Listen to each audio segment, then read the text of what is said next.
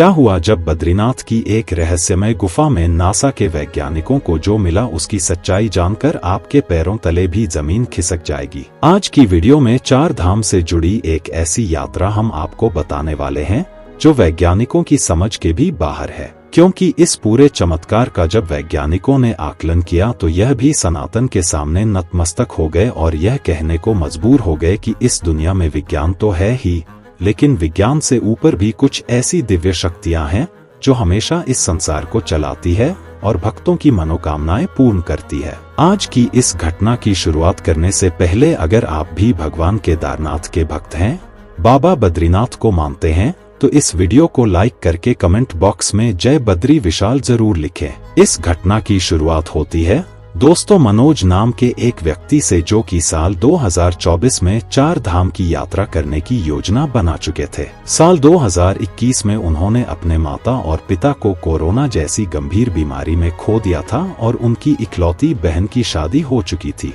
जिस वजह से वह अब अकेले थे और उनके जीवन में कोई बड़ा उद्देश्य नहीं था। उनकी इच्छा थी कि एक बार वे 4 धाम की यात्रा करके किसी सेवा संस्थान से आगे हमेशा हमेशा के लिए जुड़ जाए, ताकि जिंदगी भर वह निराश लोगों की, वृद्ध जनों की मदद कर सके। इसके बाद 10 मई 2024 को 4 धाम की यात्रा की शुरुआत हुई।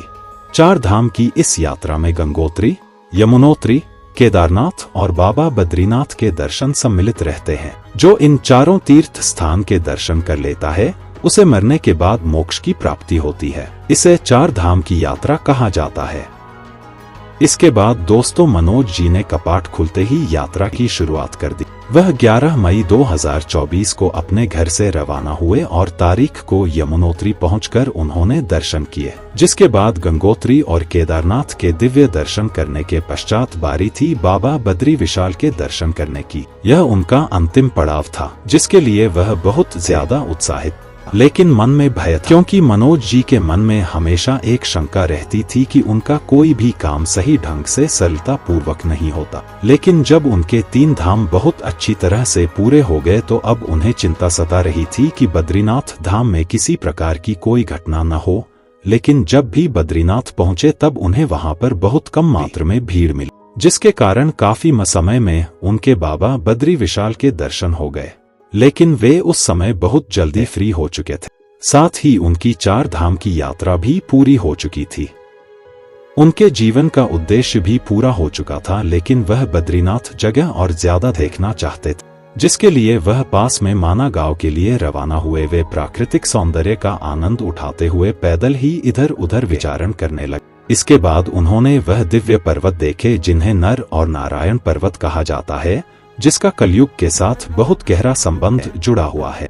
ऐसा कहते हैं कलयुग अंत में नर और नारायण पर्वत एक हो जाएंगे, जिसके कारण बाबा बद्री विशाल के मंदिर का रास्ता बंद हो जाएगा और जब कलयुग का अंत होगा तो दूसरी जगह भविष्य बद्री के रूप में बाबा बद्री विशाल को फिर से प्रकट होंगे और उस जगह पर उनकी आकृति उभरना भी शुरू हो गई है। यानी कि नर और नारायण पर्वत की बद्रीनाथ धाम में बहुत मान्यता है, इसलिए मनोज जी ने इन दोनों पर्वत के दर्शन करने के लिए पैदल यात्रा शुरू की, लेकिन उन्हें इस बात का अंदाजा नहीं था आज बाबा बद्री विशाल उनके साथ बहुत बड़ा चमत्कार करने वाले थे। वह दोनों पर्वत इतने बड़े थे, थोड़े से समय में दोनों को एक्सप्लोरर करना बड़ा मुश्किल था। लेकिन जब वह नारायण पर्वत पर कुछ समय बिता रहे थे तभी उन्हें एक ओम की ध्वनि सुनाई देने लगी और वह ध्वनि बहुत जोर से सुनाई दे रही थी। जब ध्वनि का पीछा करते करते वे एक स्थान पर पहुंचे तो उन्होंने देखा कि वहां पर एक बहुत विशाल गुफा मौजूद थी, लेकिन वह गुफा किसकी थी यह अंदाजा नहीं था। हिम्मत करके जब मनोज जी उस गुफा के अंदर गए, जो कि बद्रीनाथ धाम के समीप मौजूद थी, तब अंदर उन्हें एक बालक बैठा हुआ दिखाई दिया और वह ध्यान अवस्था में बैठा हुआ था और ओम का उच्चारण कर रहा था। लेकिन उस बच्चे की उम्र मात्र 2 से 2.5 वर्ष लग रही थी और इतने छोटे बच्चों का इतना ध्यान पूर्वक एक गुफा के अंदर मिलना मनोज जी के लिए बड़ा आश्चर्य का विषय था।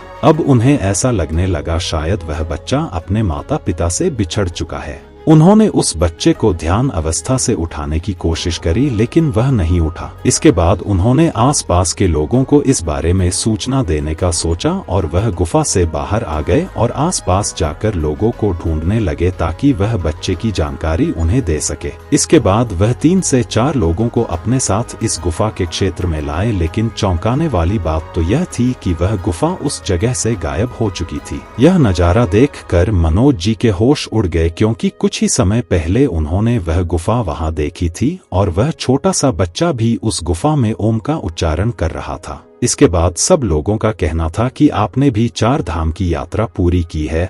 यह यात्रा बहुत कठिन होती है। सरकार के कारण आपको एक भ्रम हुआ होगा और वे सभी वहां से चले गए, लेकिन मनोज जी जानते थे कि यह उनका कोई भ्रम नहीं था, बहुत बड़ी सच्चाई थी। शायद यह बाबा बद्री विशाल का ही कोई बड़ा चमत्कार था। लेकिन सवाल उठता है कि आखिर वह 2.5 साल का बच्चा कौन था। इसके बाद थोड़ी रिसर्च करने पर मनोज जी को पता चला कि इसी नारायण पर्वत पर भगवान नारायण ने बच्चे का रूप लेकर महादेव को दर्शन दिए थे। इसी कारण इस स्थान को भगवान नारायण का जन्म स्थान भी कहा जाता है। चाहे मनोज जी की बात पर कोई विश्वास करे या न करे, लेकिन यह सारी सच्चाई उन्होंने अपनी आंखों से देखी थी और मन ही मन विश्वास था कि स्वयं साक्षात नारायण भगवान ने उन्हें बद्री विशाल की एक गुफा के अंदर दर्शन दिए थे। अब चाहे कोई उनकी बात माने या न माने, लेकिन उनका जीवन धन्य हो चुका था। शायद हो सकता है वह गुफा आज भी उस जगह पर मौजूद हो, लेकिन हो सकता है बिना दिव्य दृष्टि के या बिना भगवान की मर्जी के कोई उस गुफा को नहीं देख सकता है। इससे पहले भी कई यात्रियों ने बद्रीनाथ के नर और नारायण पर्वत पर कई रहस्यमय गुफाओं का जिक्र किया है, जिसके तहत नासा के कई वैज्ञानिकों ने भी यहाँ पर खोजबीन की है।